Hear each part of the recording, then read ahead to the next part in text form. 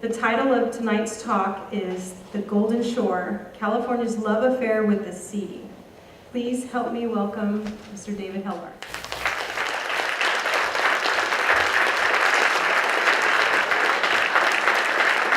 Thank you, Julie. And I guess that concludes the... I appreciate flying down this morning from the Bay Area. As we did a final approach, we went over Catalina Island. And, it's just this amazing wilderness island above and below the waterline. And to think that this is sort of what California has achieved, you look at Catalina and all the amazing stuff and resources there, and then you realize it's the most developed of the 8 Channel Islands. And you think what any other country would have done to islands like that. Think Capri, think, the beachfront of Cairns. Don't think, tens of thousands of breeding pelicans or sea lions. And yet, I'm from the Bay Area. Everybody knows the Farallon Islands, sort of as the world center for sharks. Not so many people know that the Channel Islands are the kind of congregation for up to 500 blue whales, the largest animal that's ever lived on Earth. And the diversity and the amazing aspects of that this island is literally 20-some odd miles off the San Pedro ports of LA and Long Beach, the largest port complex in the Western Hemisphere. And then we flew over the LA River, so obviously we still have work to do.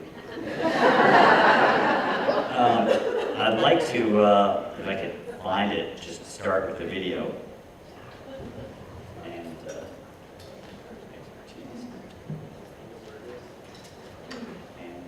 this is just sort of the short, book video, which, of course, enjoy it, but still read the book.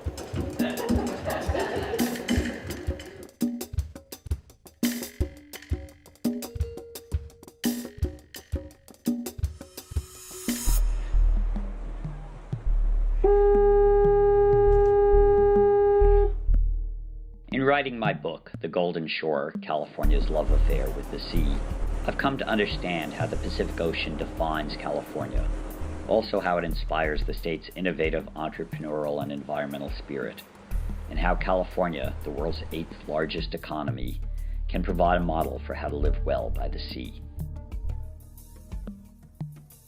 Over the course of 2 years researching this book, I got to take a wild and salty ride of discovery along 1,100 miles of California's Golden Shore, meeting unique watermen and women, and learning why the most populous state in the nation also has some of the most spectacular coastline and marine wildlife. Woo! I'd give about a 7 on that, John. Californians understand that the coast and the ocean belongs to all of us, and because of its wide range of users, California's ocean can never be dominated by a single industry or special interest, but rather is protected by a democracy of interests. The neighboring ports of Los Angeles and Long Beach, for example, are America's 2 largest.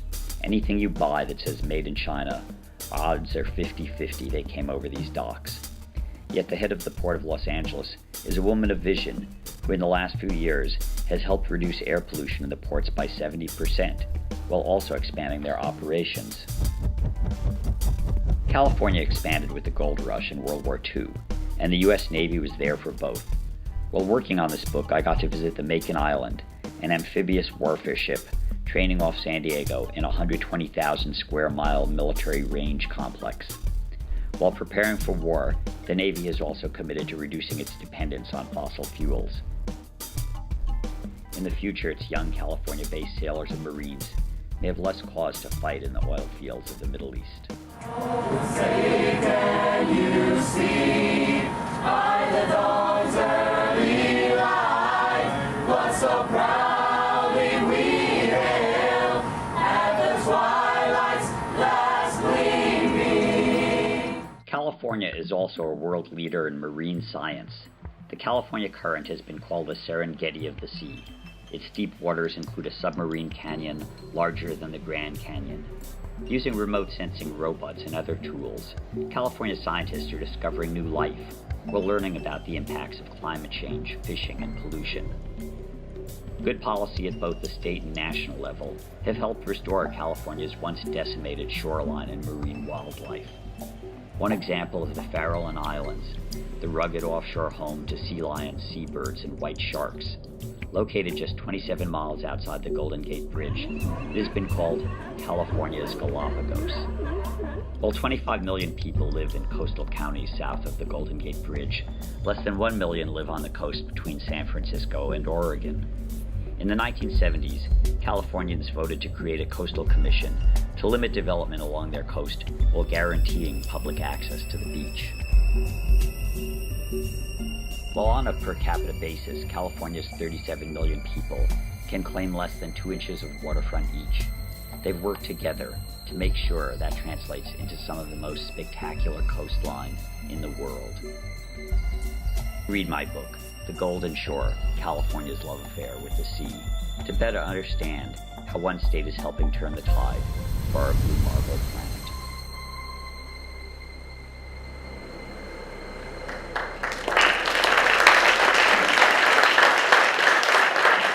Thank you, and I promise on my next book I'm going to buy a tripod. You know, the reality is the world ocean is facing a cascading disaster, from industrial overfishing to the global seafood market. In the blink of an eye, I've lived my life. 90% of the large pelagic open ocean fish have disappeared. They haven't actually disappeared. We know where they went on the plates of, the developing countries, white living restaurants and supermarkets. At the same time, you have oil, chemical, plastic, and nutrient pollution that's become an overwhelming problem. Plastic is fully integrated into the marine ecosystem. Sometimes it feels like the best available science is producing worst imaginable scenarios. And on top of that, you got loss of coastal habitat that's essential for to restore the ocean.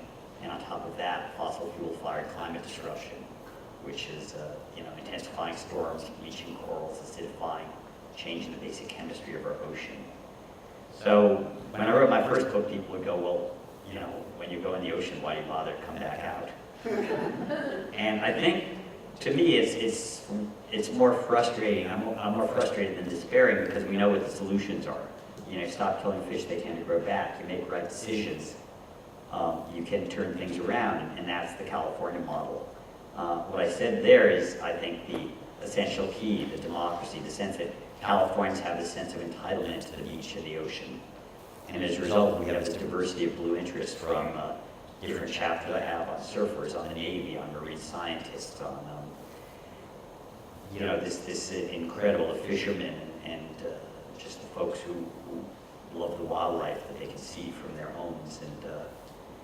And that diversity is results in long, drawn-out battles, fierce conflict, but it tends to have good endpoints. The last 12 years, we had battle over creating a network of marine protected areas, and we now have this network of NPAs up and down, cover 16% of California's coastline. And it was fiercely fought, and a lot of recreational fishermen didn't like it, but a lot of divers did, and the scientists weighed in, and battle royales. But in the end, we moved our world-class state park system into the water column, and it's kind of a victory that follows 30 years after the victory of the Coastal Commission, the creation of coastal protection. Why it is, I really think, is this democratic engagement. Where I see coastal oceans in decline, it's where single industry or special interest dominates. I mean, in England, the politicians think the fishermen own the ocean, and the results is no cod left off Cape Cod. I mean, I was down in Louisiana, and they know that it's an oil colony. And I was, there in covering Katrina in 2005, which was sort of a natural disaster turned into a natural catastrophe because of our choices on energy policy and wetlands protection and coastal development. And 5 years later, I was back to see the predictable disaster of the BP oil blowout and spill, and flying over the source and seeing 100 dolphins and a humpback whale trapped and dying in the oil, going out with the Coast Guard to the source, and see this continuous, unnecessary but predictable disaster that, offshore oil started in Summerlin, California in the 1890s, and they built piers out into the water, and then, of course, they had blowouts that they couldn't control, and they were wildcatting and shooting up, sabotaging each other's rigs. Summerlin was sort of the spiritualist center just south of Santa Barbara, but the oilmen were much more secular and at war with each other. So by 1901, the San Jose Mercury News reported that the town was aslime with oil waste. And of course, down here in LA, California was the #1 oil producer in the world. Santa Barbara, which had already developed as a site for ocean recreation and tourism, and they banned offshore drilling.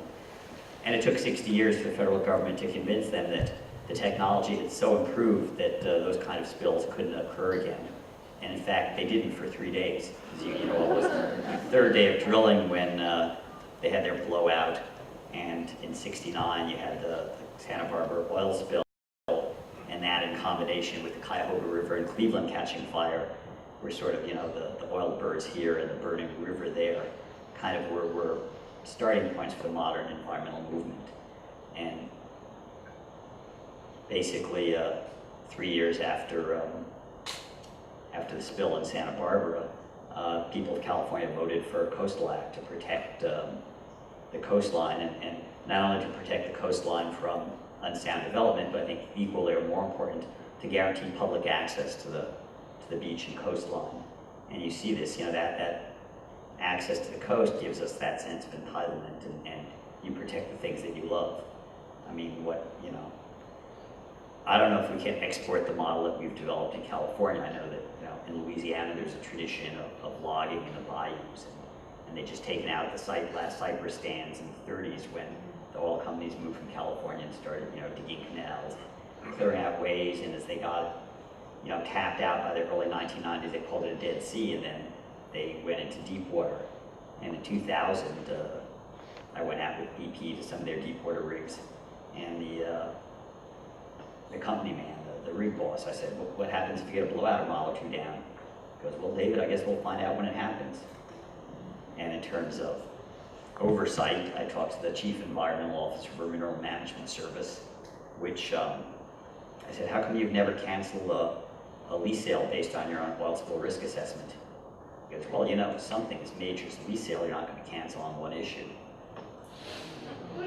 So now they reformed after BP, they reformed it and call it BOEM now. Now BOEM wants to open up the entire eastern seaboard and the Arctic Ocean to new drilling at a time when gas is $2 a gallon. And when the best science has just come out and said to prevent us blowing through the 2-degree centigrade temperature increase, that basically it becomes unpredictable disaster. Scientists don't want to think beyond that, but they say to prevent us going that way, we have to leave at least 30% of known petroleum reserves and 70 to 80% of known coal reserves in the ground. And that's what Californians have done, essentially. I asked Sally Jewell, Secretary of Interior, one, why are they doing it? They're talking about climate, and yet they're doing this. And her response was, well, you want to know where the resources is, and we don't want to be dependent on foreign oil, which is the same thing we heard from James Watt 30 years ago. So we're sort of a petrostate's the problem. But I asked her about the West Coast governors. We've got a compact, and they wrote a letter saying, we don't want any drilling. We already have a healthy and robust ocean economy. And she said, well, it's politics. We're not going to go where we're not wanted. And so, California's made good choices, and we see it in the restoration of areas like this. I mean, this multiplicity of uses. I talked to some surfers recently, and they didn't know that Jack London essentially introduced surfing to California. What he did is he went on the Snark with his wife to Hawaii, and I think it was 1906, and saw the surfers, the Kanaks, surfing at Waikiki, and being sort of the Teddy Roosevelt type macho guy, got out there and half day learned to sort of ride those mild waves. And he wrote an article for the Women's Home Journal called The Royal Sport, and that sort of introduced surfing to the U.S. And he talked about George Fry, who was a local surfer, and sort of the article, plus he gave him a letter of recommendation. Fry came here to Redondo Beach and was hired by one of the Huntingtons to do exhibition surfing off the Redondo Beach Hotel. It was at the end of the Red Line that Huntington had built, and do his headstands and all, and also for the competition now, the other resort up in on Santa Monica Bay, the Venice Beach resort, and thousands of people would turn out. We teach people how to, shape boards and surf, and a lot of the young folks he taught became the leaders of the 1930s surf clubs of the United States. He didn't live; he died lived to see that. He died in the influenza epidemic in 1919 in San Diego. But, surfing it remains, and recreational use of the ocean, including Southern California's urban ocean, is amazing, and the challenges that it represents. I mean, Long Beach used to call itself the Waikiki of California until they completed the seawall in the port in 1948 and killed the waves. And now Surf Rider Foundation, which is sort of the eco-surfers, their early Huntington Beach slogan was "No way, dude, we don't want your crude." They're suing to remove that part of the seawall, and whether that comes to being or not, again, you have this amazing story of the ports. It kind of goes from Phineas Banning to Geraldine Nance, who's here tonight, from the creation of a great port to the creation of a green port and a greening ports movement. So what was happening 10 years ago in the port? Almost nothing. There were lawsuits that were filed by community activists here in San Pedro and Wilmington and Long Beach, which had higher rates of childhood asthma than anywhere else in the state. That had significantly higher rates of adult cancer than anywhere else in LA County. And it was the fence line communities that were getting, at that point, lots of air pollution from the trucks and all. So, it's fun to go in the port. I was down there. It's got its own AAA roadmap, and I was running around with the Coast Guard and Coast Guard Auxiliary. And, it's like the land of giants, the intermodal transport with the ships and the railroads and the trucks. And the mayor hired Geraldine Nance to do something about the pollution and the lawsuits. And of course, when you're there, you can't tell where LA Port ends and Long Beach begins. But even though it seems like one big giant complex, I talked to the security chief for the Port of Long Beach, and I said, people worry about, there was that giant explosion, the ship that blew up in '76, and 8 people were killed, and 250 ships damaged and destroyed. It was confidence in the port. He goes, oh no, that was in the other port. So Geraldine held the first joint harbor commission meeting since 1924 of the LA and Long Beach ports, and passed Clean Air Action Plan, and I've written about it in National Geo, and people, look at it as 70% reduction in air pollution, small particle pollution reduction. Also, the water's way cleaner. You've switched out a lot of old polluting trucks. You put in cold ironing, which is ships now plug into the docks instead of, burning bunker fuel, which is like the dregs of the petroleum process. You've got the air quality board says they have to burn, lower sulfur fuel within 25 miles of the coast. And in terms of unintended consequences, one of the results was to avoid spending the extra money. A lot of the shipping industry created an unofficial shipping lane outside the Channel Islands, which reduced the number of whale strikes. But basically, as the port cleaned up, the lawsuits went away and new terminals were built, and you see that the benefits of doing right by the environment does right by the economy in a port that moves $1 billion a day of goods across its docks. As I said, anything you see that says made in China, half of it came over these docks. In the same sense,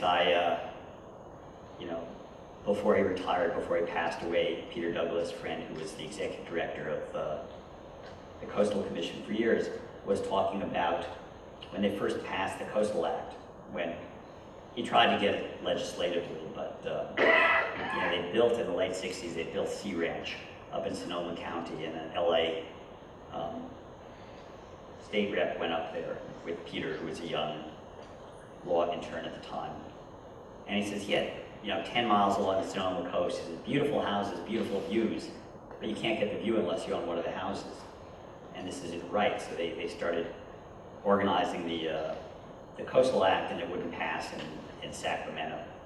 In fact, the day it was supposed to act, one of the key votes, the state senator, Peter was walking through the halls, and he goes, your guy's not here, he's collecting his horse. And what it was a lobbyist who was both a lobbyist for the oil industry and the Horse Racing Association. He delivered a horse to this guy's ranch that day, so he couldn't be there to vote on it. So we took it to the to the initiative process, and the people of California voted to protect their coastline. And I guess one of the things that surprised me writing the book was, what was planned, but the scale of the planning was sort of impressive. That it really started in the late and post-war.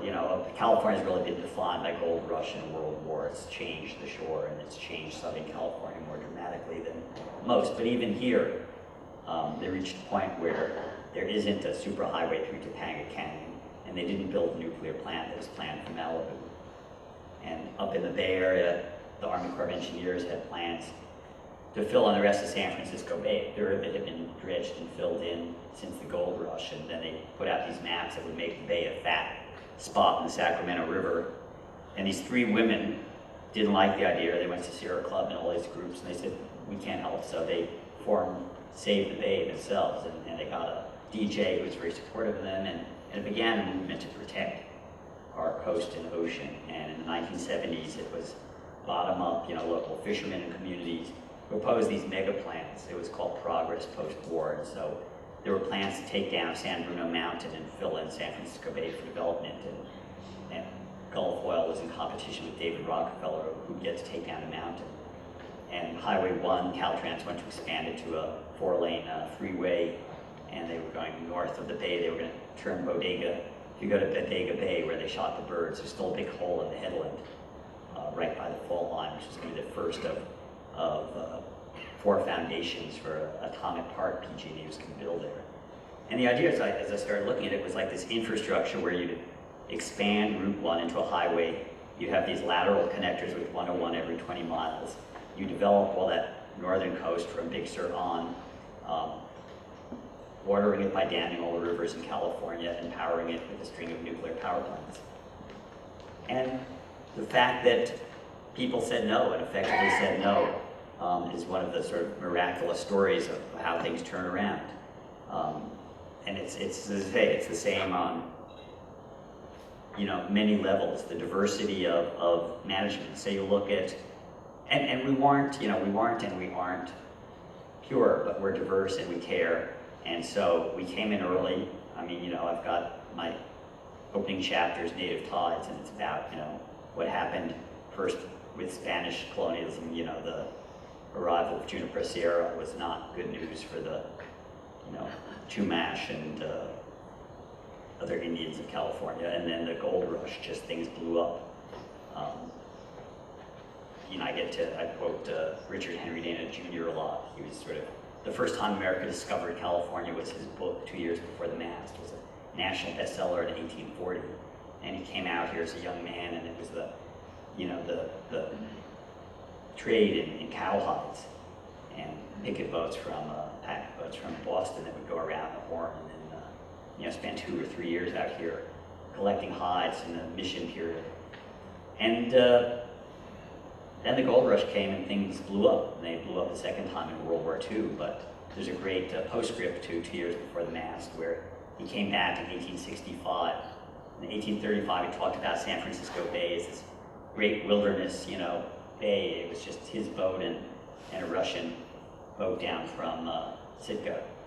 And he said, if there's ever a future for California, this bay will be it. And he came back, 30 years later, there was a city of over 100,000 with, dockage and hotels and opera house. And he went down to the docks and he found a couple of cowhides, and he approached the guy and says, is there still a hide trade on the coast? He goes, oh no, this is the last of it. It's not like in the days of the Pilgrim and all that you read in that book. So things changed rapidly. Even before the first gold rush, it was really not for gold. It was offshore. It was the rush for sea beaver. And in the 1820s, the collection of sea otters. They sold the royal court in China liked the soft furs, and it was a fortune made wiping out the sea otters, which was followed after the sea otters. Chinese immigrants wiped out the abalones. Then we went after the whales, and scammons followed the whales down to the birthing lagoons in Baja and slaughtered them. It's easy pickings in the shallows there. The mothers wouldn't leave their calves. And after we finished off the whales, we went after the elephant seals. And by 1896, there were an estimated 20 to 100 northern elephant seals left on Guadalupe Island off Baja. And Smithsonian sent an expedition, and they spotted 10 of them, so they shot 7 of them for specimens to take back to the museum.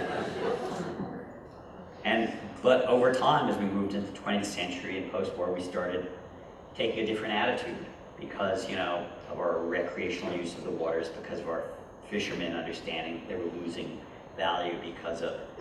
So many Californians began to figure out that if you do right by the ocean, it does right by you. And so we had national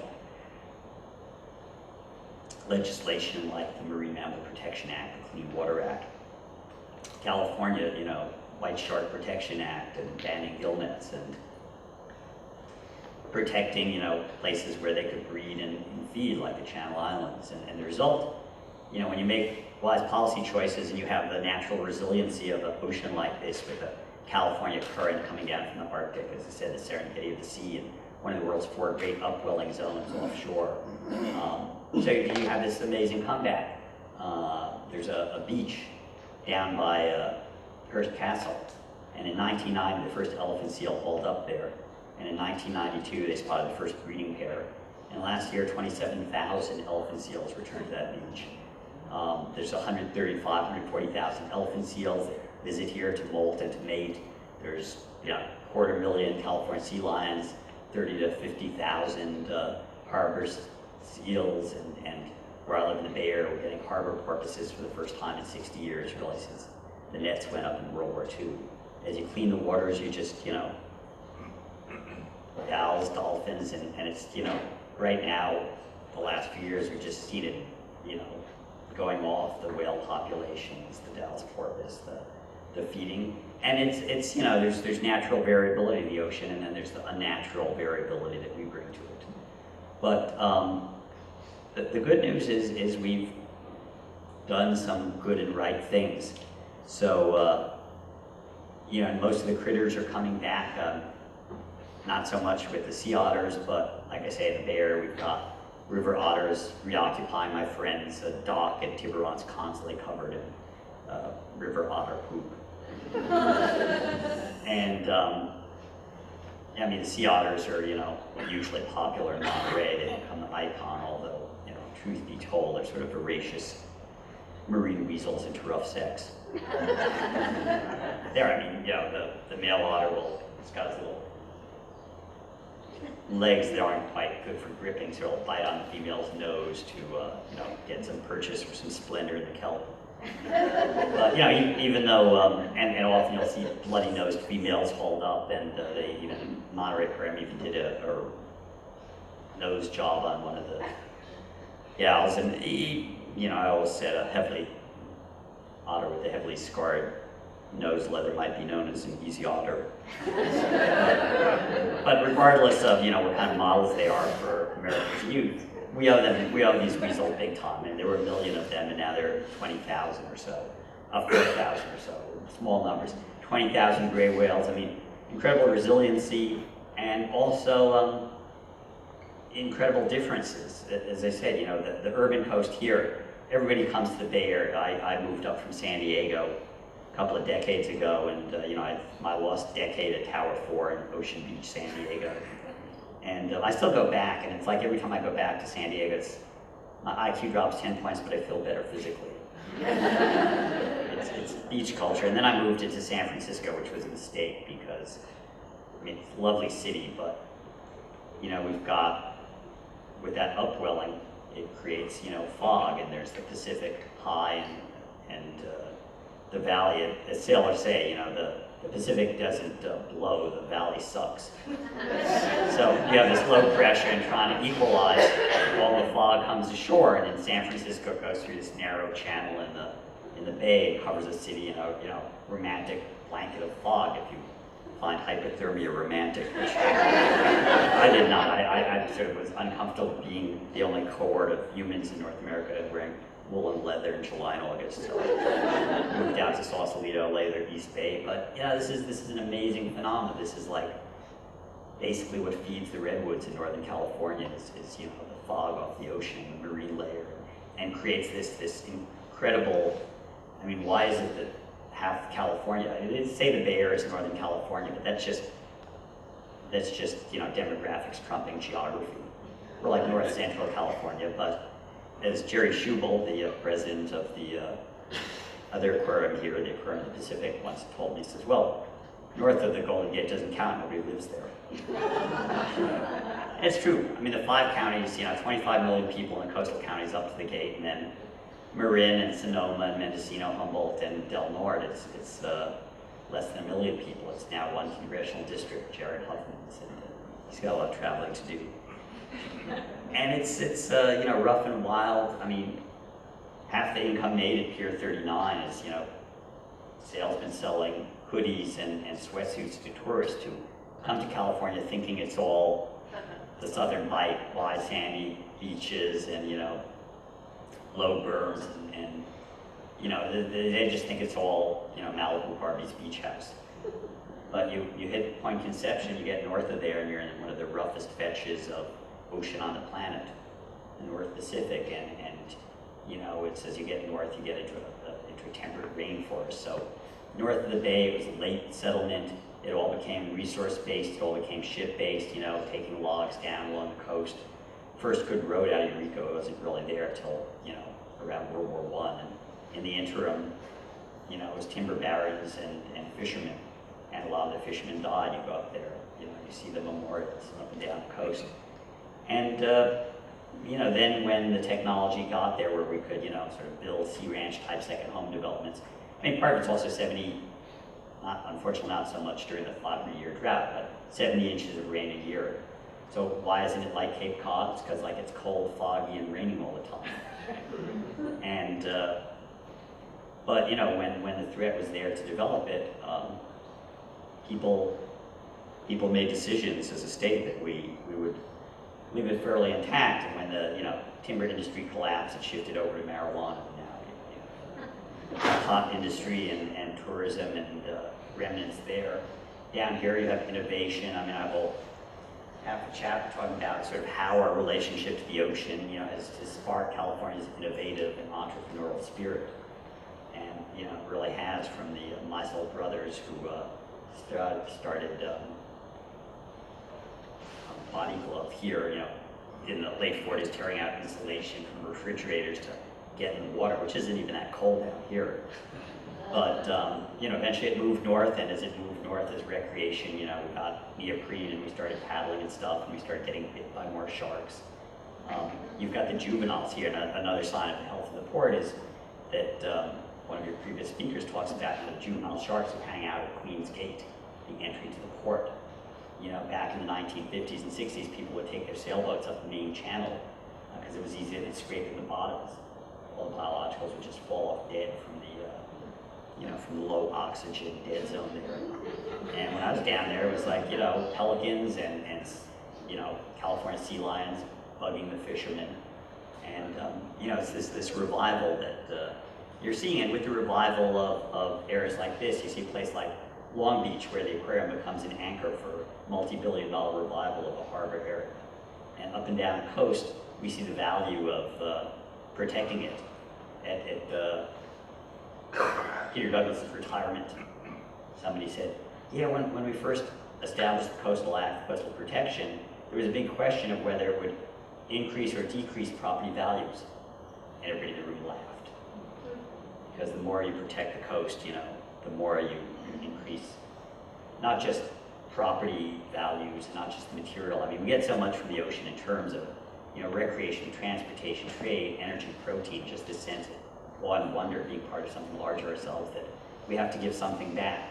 And the models, you know, models I use are California models of, you know, exploration. And, you know, we're discovering, we think the frontier ended, but the frontier is right off our shoreline. And in Monterey, they're constantly discovering, you know, new species, walking sharks and vampire squid. And, you know, Julie's discovered a whole bunch of cocopods.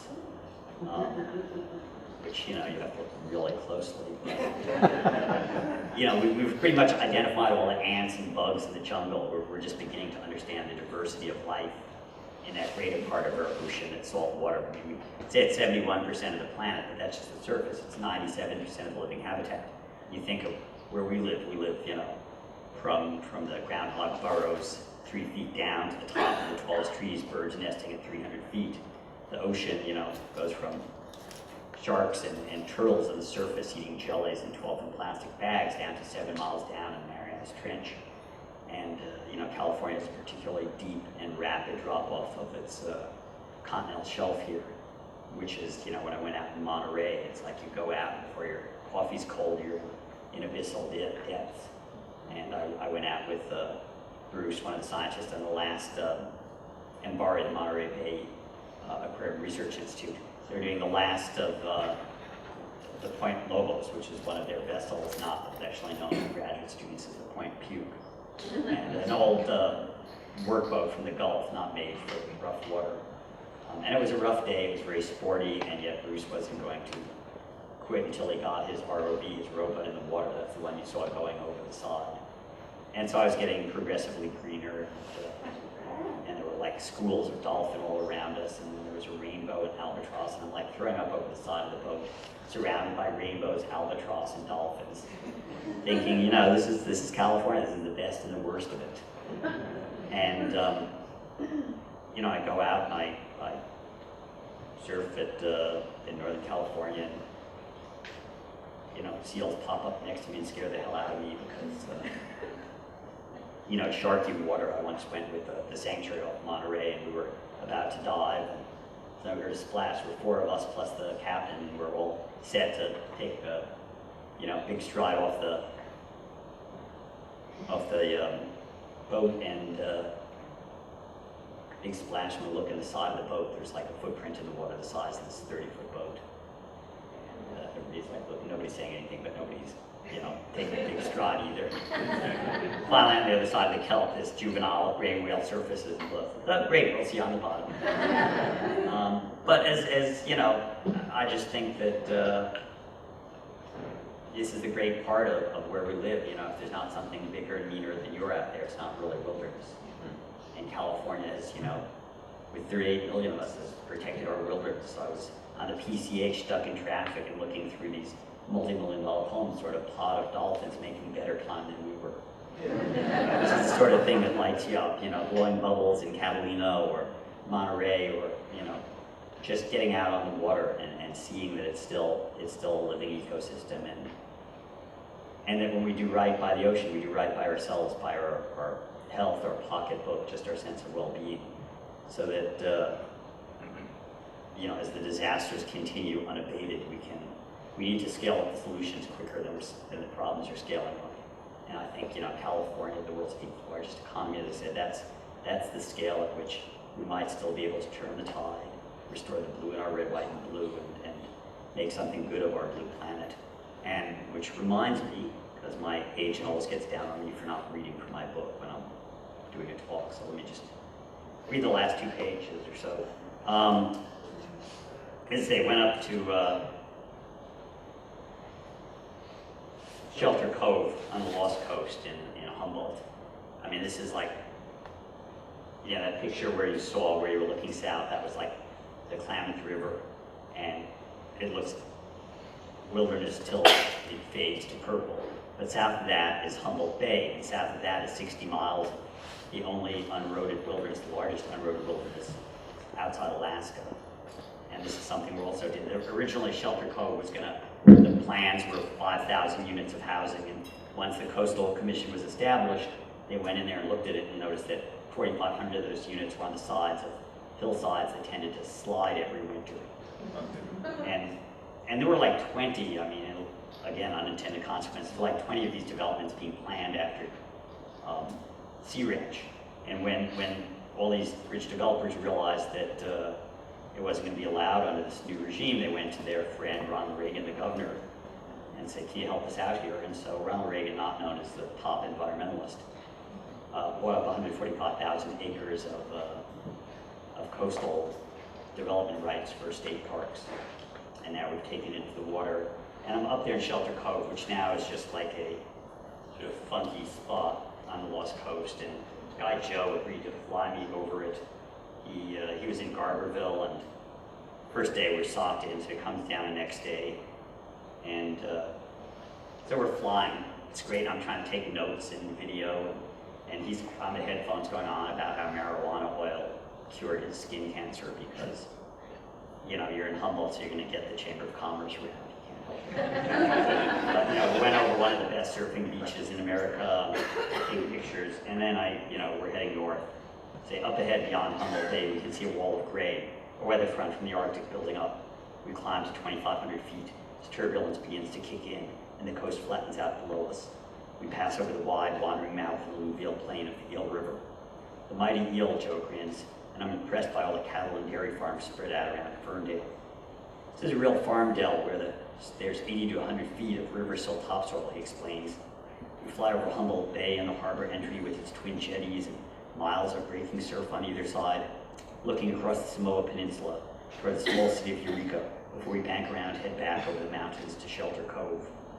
And turning south under spreading cloud cover broken by shafts of radiant sunlight, looking at the approaching wilderness cliffs and sea rocks, contrasting starkly against the dazzling bright silver sea. I take a slow, cool breath, feel a sense of wonder and transcendence, that moment of connectedness you sometimes get, being part of something larger than yourself. And looking out across the curve of the Pacific, I'm reminded of all the connections that link those who go down to the sea, and those who work and play upon its waters, and those who remember lost to the sea, and those who are redeemed by it, so feel compelled to give something back. And thanks to luck, history, and lots of good stewardship, seems to me at that moment that our sacred blue marble planet shines just a little brighter here along California's Golden Shore.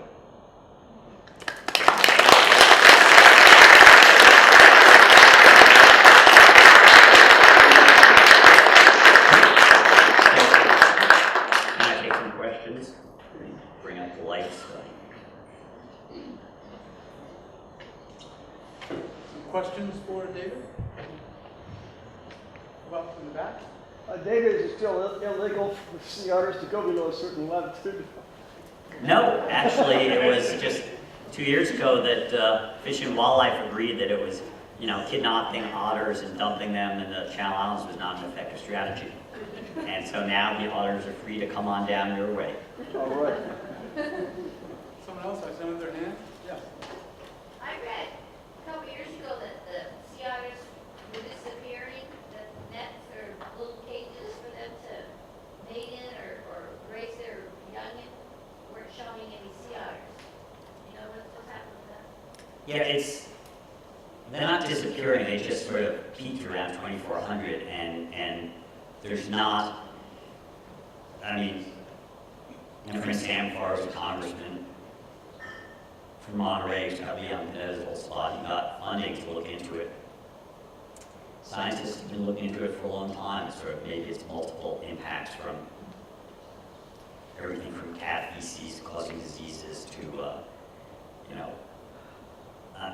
some argue that, that there's just acreage carrying capacity in the Monterey area, but then they should spread, and hopefully with the Fish and Wildlife rulings, they'll come south now, despite some unhappy fishermen.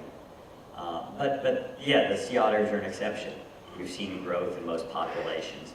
Gray whales have topped out at 25,000. Steve Columbi up at Hopkins Marine Lab, the International Whaling Commission said, well, that's their natural historic numbers. We guessed 50,000 Pacific-wide, and then he did DNA backcasting and realized that no, there were historically between 300 and 500,000 gray whales in the Pacific.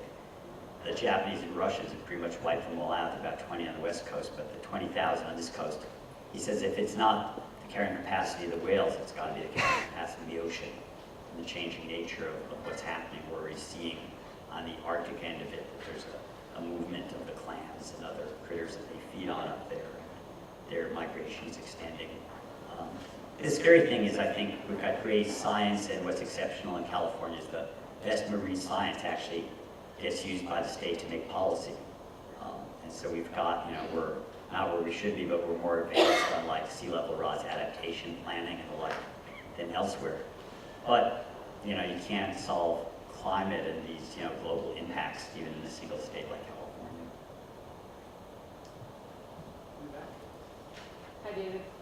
What would you consider, I guess, maybe the top 3 calls to action that you would give to an audience like this about what to do next and what we can do as individuals to help solve some of the issues you talked about? A lot of it is what I call seaweed marine grassroots work locally, so Alta Sea and projects like this, and making sure that the ports and the waterfronts is green. I mean, we still have incredible problems in Southern California with runoff. 71-year-old surfer died in San Diego because he didn't wait 72 hours. He went and got a staph infection. He was dead 3 days later. So, work local. Well, we used to say think globally, act locally. Now it's sort of, we gotta think and act locally, regionally, and globally simultaneously. So I'd encourage people to join us in May. We're going to have our 5th Blue Vision Summit in DC, and last time we had, not surprisingly, the biggest delegation is usually the California delegation. I was just in New York telling them they should be ashamed. They're like a bus ride versus people who fly themselves across country to, and 2 years, we do it every 2 years. Last time, Cassie Calloway she's the Mobile baykeeper from Alabama, and we were doing a hot wash of the debrief, and she gets up, she says, I hate you Californians. You go up on the hill, you have a love fest with your friends, and I have to deal with the Alabama delegation. But, it's just, and educate your friends and make the links between climate and ocean, and fight dumb ideas like drilling the Arctic and the Atlantic seaboard. Yes. My name is Barry, and I'm a former whale watcher. I love the ocean and I love the whales. But I've got a dumb idea that's running in my mind. There's a man who is harassing our legislators to make illegal microbeads. Microbeads, because they are plastic pollution. Yes. And, he's involved with this Santa Monica Slack Gyres organization. My friends Marcus and Anna. Marcus. And he was telling us a few months ago here that his publications are peer reviewed. And I have examined his website, and I don't find that to be the case. I have seen He just did a major peer-reviewed study on 3-point-some-odd trillion pieces of plastic in the ocean. The citation I can't give you. I know it was a peer-reviewed journal, and it got huge coverage because, few reporters keep track of Science and Nature and the other journals. And then, luckily, because there's this other report that just came out in Science, New York Times had a cover story, ocean extinction, threat is threat of massive ocean extinction. Whereas the title in Science magazine was something like interfacing effects of, megafauna in oceanic pelagic levels. I mean, yeah. But no, Marcus is, especially this last report he did, got a lot of credibility. And the microbeads is not just him. I mean, lots of people, they identified it first in the Great Lakes, but it's at this point where industry itself is, the Johnson & Johnson and others are agreeing to, it's a exfoliant. They're using it as scrubs. And, they already have alternatives, clay beads and cork and other things. And it's not just 5 daughters. I mean, there have been, Scripps and other people have been looking at microbeads. And the good news is this is something that came on board recently and is being responded to. The bad news is how plastic in general is broken down and integrated into ecosystems. I was just being shown slides in New York by this scientist who's looking inside of krill and seeing points of plastic, microscopic plastic that's broken down. It's like oil. The scientists used to say, well, oil will biodegrade, don't be so worried. Can't say that with the polymers. Plastics break down to these fine powders and elements, and they're a million times as effective as seawater in attracting other chlorinated compounds like DDT and PCB. So all this plastics breaking down into the food web and then coming back up to us. your local Red Lobster. I mean, and there's no easy solution on this one except if you're digging a hole, stop digging. I mean, we don't need, plastic production is still on the increase. We do about 200 million metric tons a year. Half of that's single-use and disposable. Time for 2 more questions. So, the abalone replanting of baby abalone, is that successful? Is progress being made in that? Starting the gardens again? Yeah, I mean, there's some of the replanting is working. It's, like Paul Day in his script says, we're not going to see them back in our lifetime, but they're planting red ab and there's some white abalone who've been planted by urchin divers who won't tell us where, which is good. And then we're cutting back on the number of abs that can be taken for sport in the north because it's just provided too much cover for poachers. But there's also, there's aquaculture that's for abalone is starting to work too, which is like how I got to eat my first abalone in 25 years. But I think the replanting, it's going slowly, it's starting to work. They're concentrating them. We used to think broadcast spawners couldn't be depleted because of, but then we realized if they're more than 3 feet apart, like the white abs, you can broadcast all the sperm and eggs you want, and you're still going to have a lot of lonely bachelor shellfish. I want the last one.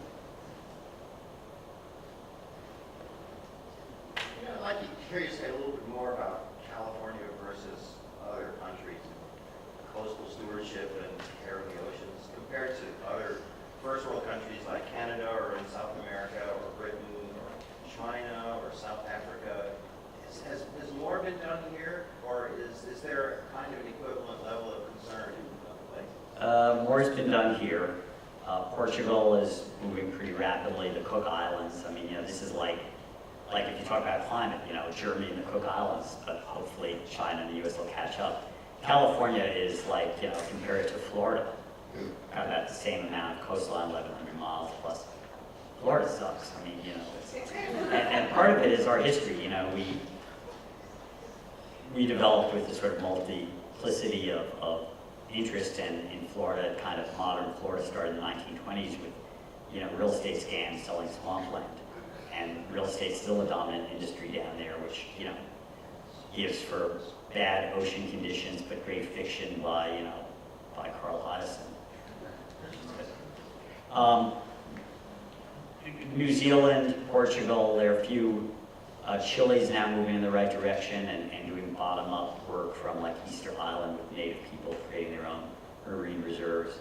Not a lot of places that the World Bank sent a delegation here a couple of years ago when Peter Douglas was still alive.